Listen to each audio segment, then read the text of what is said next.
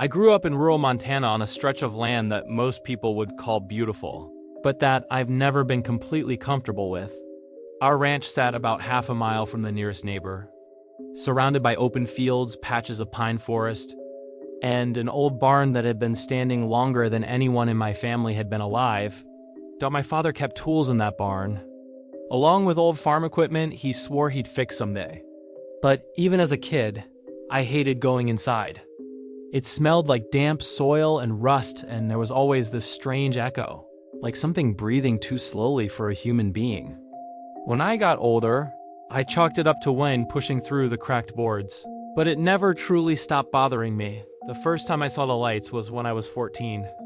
I had stepped outside late at night to lock the chicken coop. It was one of those still, silent nights where every sound feels amplified.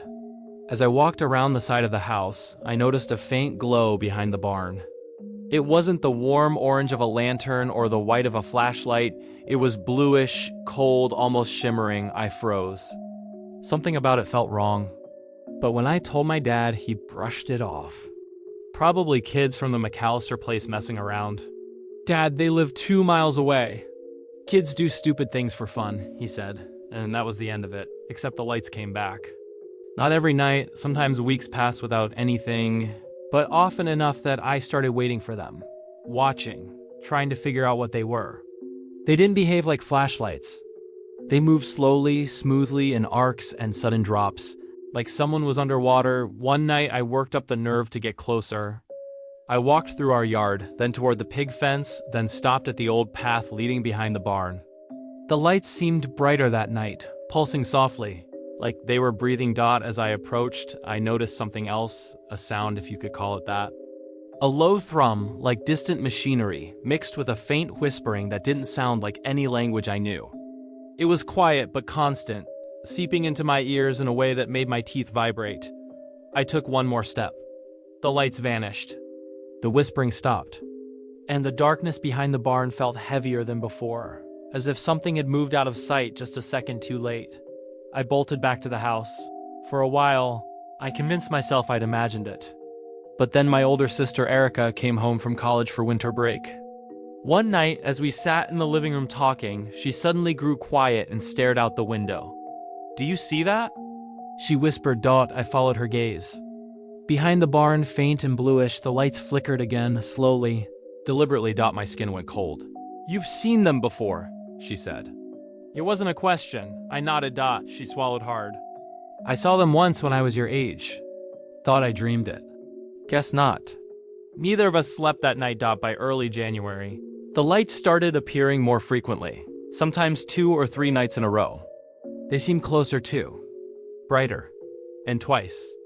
I thought I saw something tall moving in the glow, but it vanished too quickly for me to be sure.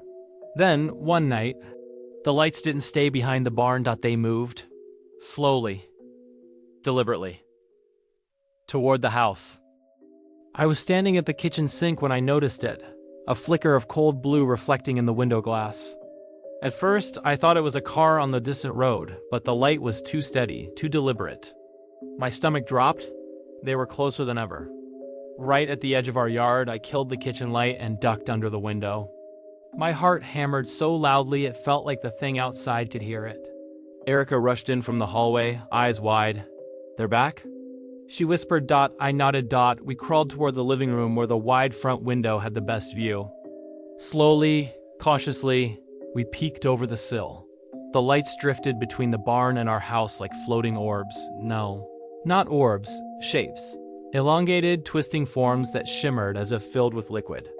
They weren't attached to anything I could see, but the air around them looked distorted.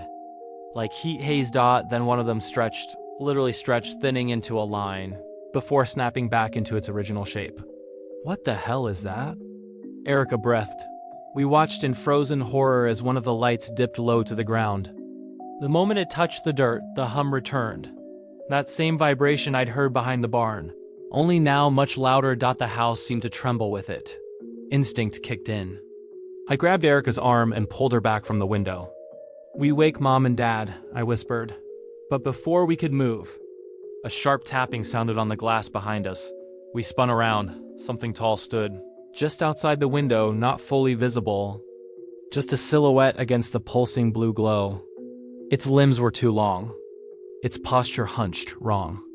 And when it moved, the lights behind it shifted with it, pulsing in sync like they were breathing for it.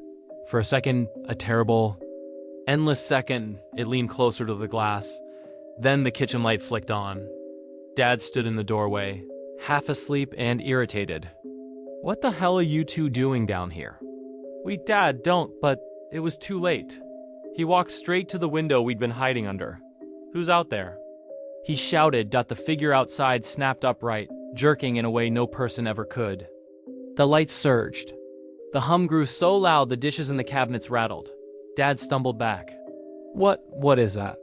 He didn't get an answer. All at once, the lights collapsed inward, tightening into a single bright point. The figure dissolved into the glow, and with a sound like air rushing into a vacuum, everything vanished. The yard went dark. Completely, utterly dark. None of us moved for nearly a minute. Dad finally managed. "We're calling the sheriff." But when deputies arrived, there was nothing. No footprints. No scorch marks. No sign anything had been there. They suggested it might have been a trick of light and fog. Even though there was no fog that night, it didn't matter. The lights never returned, but sometimes, especially during the still, silent nights like the one when I first saw them, I swear I can feel that hum again. Just faintly. Beneath the wind. Beneath the quiet, like something is still out there. Watching the barn, waiting. And whatever it was, it knew where our house was. I moved to Kansas for peace and quiet. That's the ironic part. After 10 years in Chicago, I thought nothing sounded better than an old farmhouse surrounded by open fields. No noise, no traffic, no neighbors shouting through thin walls. The day I arrived, the seller, a quiet, polite woman in her 60s, handed me the keys and said something that didn't strike me as strange until much later. "If you ever see someone standing in the grass," she said, "don't go outside. He'll go away on his own." I laughed at the time. She did in single quotes teed out. She drove off without another word. For the first few weeks, the place was exactly what I hoped for. The nights were dark and silent, the fields rolled endlessly in every direction, and the tall prairie grass swayed like waves beneath the wind. I worked from home, took long walks in the evenings, and finally felt like I could breathe again. It started in the third week. One night, I woke up for no reason. The moonlight was pouring through my bedroom window, pale and cold. I glanced at the digital clock, 3:12 a.m., then rolled over to face the window. And froze. Someone was standing in the field, a tall, unmoving silhouette, halfway between my house and the old windmill at the edge of the property. The moon illuminated the grass around him, but his figure looked wrong, too dark. Like a hole cut out of the landscape. My first thought was that it must be a hunter lost on someone else's land. My second thought was the woman's warning. "Don't go outside." I stood there, barely breathing, watching him. The grass around his legs moved with the wind. He didn't. I blinked, and for a moment I thought he had moved closer, but I couldn't be sure. Distance in that field was strange at night. Depth blurred, shadows stretched. I closed the curtain, lay down, and waited. I didn't sleep again. The next morning, I walked out to the spot where I thought he had stood, expecting footprints. Maybe flattened grass, but there was nothing. No trail. No damage. Not even a single blade bent the wrong way. I told myself it was tired eyes. Moonlight imagination. 2 nights later, he returned. This time he was closer. I woke up again around 3 a.m. The same cold feeling pulling me upright in bed. When I looked out the window, he was standing maybe 20 yards from the house, close enough that I could see his outline clearly. He was tall. Taller than any person I'd ever seen. Thin too, like someone stretched vertically but not horizontally. And there was something wrong with his posture, his head tilted slightly, as if he was listening for something. Listening for me. I didn't move for nearly an hour. I just stared. Right before dawn, as the sky began to lighten, he stepped backward into the grass. Not turned, stepped, as if the field simply swallowed him. That was the first night I considered leaving. The following evening, the house felt wrong. Every door creaked, every gust of wind sounded like footsteps brushing the siding. I turned off the lights early and sat in the living room with a baseball bat across my lap. Listening. At 2:50 a.m., the motion sensor light over the back porch flicked on. I didn't want to look. I had to. I crept to the window and peeled back the curtain, just enough to see the yard. He stood directly beneath the porch light. Not in the field. Not far away. On my property. The light cast him in pale yellow, but instead of revealing features, it only made him stranger. He didn't have a face. Just smooth darkness where a face should be, as if he absorbed light instead of reflecting it. He tilted his head again. Something inside me snapped. I locked every door, grabbed my phone, ran to the bedroom, and called 911. The dispatcher tried to stay calm, but I could hear her voice tighten when I described the figure. Officers arrived within 15 minutes. They found nothing. No man. No tracks, no sign anyone had walked across the yard.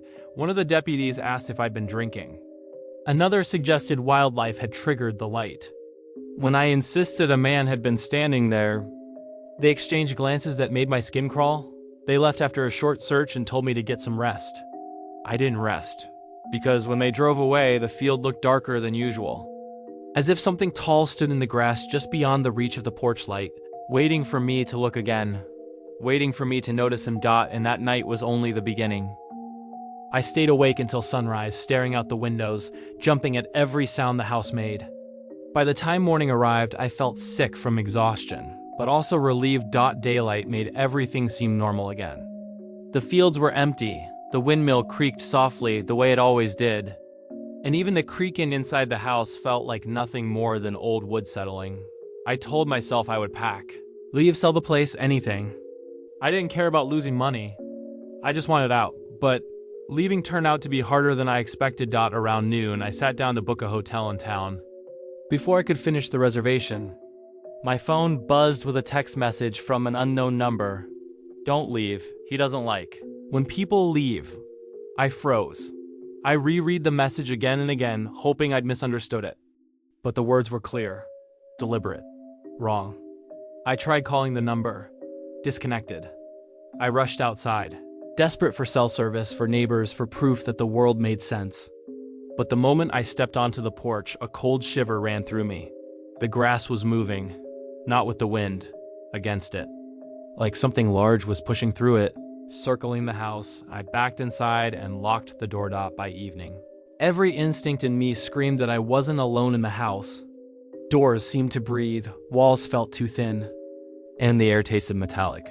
Like the moment before lightning strikes. At 3:07 a.m. The same hour as before, the motion sensor light flicked on again. I didn't want to look, but part of me needed to. I walked to the window slowly, forcing myself to breathe. When I peeked outside, I saw nothing in the yard. Instead, he stood in the field again, but much closer than before. Not 20 yards away. Not 10. He was at the edge of the porch, just beyond the wooden steps, as if waiting for permission to climb them. And this time, he wasn't alone. Two more figures stood behind him in the grass. Tall, thin, head tilted the same unnatural way. They stood in perfect stillness, like statues watching a house they planned to inherit. A sound rose from the field, a long, low rustling, like whispered words spreading through blades of grass. I backed away from the window. The rustling grew louder. The house seemed to vibrate with it. Then, silence. I didn't hear them leave, but something told me they had shifted positions. Slowly shaking, I walked to the front door and pressed my ear against the wood. Nothing. Then, a soft tap. Right against my ear. I stumbled backward so hard I hit the floor. Something on the other side of the door dragged its fingers slowly, deliberately, down the wood. I crawled to the bedroom, slammed the door, locked it, shoved the dresser in front of it, and hid in the closet. I stayed there until dawn, shaking, nauseous, listening to the sound of the wind moving through the grass outside. When morning finally came, I left. I didn't pack. I didn't clean. I didn't turn off the lights. I just got in my truck and drove until the house was nothing but a speck behind me. 2 weeks later, I saw a listing online. My house was for sale again. Same photos. Same description. The seller was listed as private owner willing to sell QICKLY and in the notes section. Please do not visit the property after dark. I still wake up some nights at 3:07 a.m. certain that if I look out the window, wherever I am, I'll see tall figures standing in the grass, waiting for me to notice them. Waiting for me to come back. I used to love camping alone. People always said it was dangerous, but after years of backpacking through state parks in Washington, the woods felt safer to me than any city ever did. The forest had rules. The forest made sense. Or at least I thought it did. 3 summers ago, I took a week-long trip into the Cascades, planning to hike deep into a region with no cell service and no marked trails. I'd been there once with a group. This time I wanted to try it solo. The first days were perfect. The air crisp, the streams cold and clear, the woods quiet except for birds and the wind. I pitched camp near an old ranger station that had burned down decades ago. Nothing remained but a stone foundation and a rusted metal sign. Barely hanging onto a post, it felt isolated in a way I loved. That changed the third night. I had finished dinner, zipped myself into my tent before the cold settled in, and was drifting to sleep when I heard it, a man's voice somewhere in the trees. Hello? Hello? It sounded wrong immediately. Not scared. Not lost, just testing the air. I sat up, heart pounding. The nearest trail was miles away. Nobody should have been out there. I unzipped the tent slowly and peered out. The moonlight barely reached the clearing, but the forest beyond was pitch black. Hello. The voice came again, louder now, but coming from farther away, which made no sense. It echoed strangely, as if the speaker didn't understand how far sound traveled in an open forest. Anyone out there? I called back before my brain could stop me. Silence. Dead, unnatural silence. The woods never go that quiet unless something is terribly wrong. I waited, listening so hard my ears hurt. Then, I see you. The voice was closer than before. Much closer. I yanked the tent zipper closed and backed away from the entrance. My heartbeat felt violent in my chest. I grabbed my flashlight and scanned the fabric walls for a silhouette. Nothing. No footsteps. No snapping branches. No breathing, just the wind brushing the treetops far above me. I stayed awake the entire night, sitting with my back against my pack, knife in hand, listening for any hint of movement. Nothing came. Not even the insects returned. When the sun finally rose, I stumbled outside, exhausted, expecting to find footprints or signs of someone walking near my camp. There were none. Not a single mark in the dirt. Not a single blade of grass out of place. I told myself it was an echo, a trick of distance. But deep down I knew it wasn't, because as I packed my gear, I found something that made my blood run cold. A handprint on the back of my tent. Not smeared. Not clawing. Just a perfect, still handprint pressed into the fabric. One I would have noticed the night before. It was too high to belong to a normal man. Too thin. Too long. And the fingers were pointed slightly outward. Like whoever made it didn't have joints where a human hand should. I thought about leaving immediately. But I'd hiked so far and that turning back would have taken 2 full days. Maybe 3. I decided to move deeper into the range instead, hoping whatever was out there would lose interest. By late afternoon, I reached a ridge with a wide view of the forest stretching endlessly beneath me. I set up camp early, exhausted from lack of sleep, telling myself that last night had been a hallucination brought on by fatigue. But when night fell, the woods grew quiet again. Too quiet. And then the voice returned. Hello. Not from the trees, this time. From below the ridge. Directly beneath my camp. The voice echoed up the slope with unnatural clarity, as if the speaker were standing directly under my tent. I scrambled out, shining my flashlight down the ridge. The beam stretched across pine trunks and boulders, illuminating nothing but empty forest. Hello. Are you there? It sounded confused, hopeful. Wrong. Every instinct screamed at me to run, but running in the dark would have meant falling off the ridge. So I backed away slowly, gripping my knife so tightly my fingers ached. Then the voice changed. Not the words, the tone. It dropped lower, deeper, as if trying to imitate a different emotion. I see you. I spun, sweeping the flashlight across the trees behind me. Nothing. I stumbled back toward the tent, trying to steady my breath. That's when I noticed the ground near the fire pit. Footprints. But not human ones. Long, Narrow impressions, almost hoof-like but spaced too closely, as if something walked on the tips of its limbs rather than feet. They circled the camp, stopped behind my tent, moved to the ridge edge dot, and then vanished, as if the thing had leapt straight down into the dark. I packed my gear in under 5 minutes, hands trembling, heart pounding so hard it made me dizzy. I strapped everything to my back, turned on my brightest lantern, and began climbing down the ridge. The forest immediately swallowed the light. I could hear it following me. Not footsteps, breathing. Slow, heavy inhalations, like something trying to mimic the way a human breathes, but forgetting the rhythm. Every time I turned, it stopped by the time I reached the valley floor. The breathing sounded so close I could almost feel it on my neck. I forced myself to keep walking. The ranger station ruins weren't far. If I followed the old path, I could reach the river and then the service road. The woods grew darker, colder, silent in a way that felt suffocating. Then why did you leave? The voice came from directly behind me. I sprinted. Branches whipped my arms. My pack slammed against my shoulders. I didn't care. I ran until my lungs burned, until my legs shook. Until I reached the burned foundation of the old ranger station, I collapsed beside the stone wall, gasping for air. The forest was dead quiet. Then slowly, the breathing started again. Soft, wet, right behind the wall. I didn't dare look. I crouched low, gripping my lantern, praying it would stay lit. A shape rose above the edge of the stone wall, tall, thin, wrong.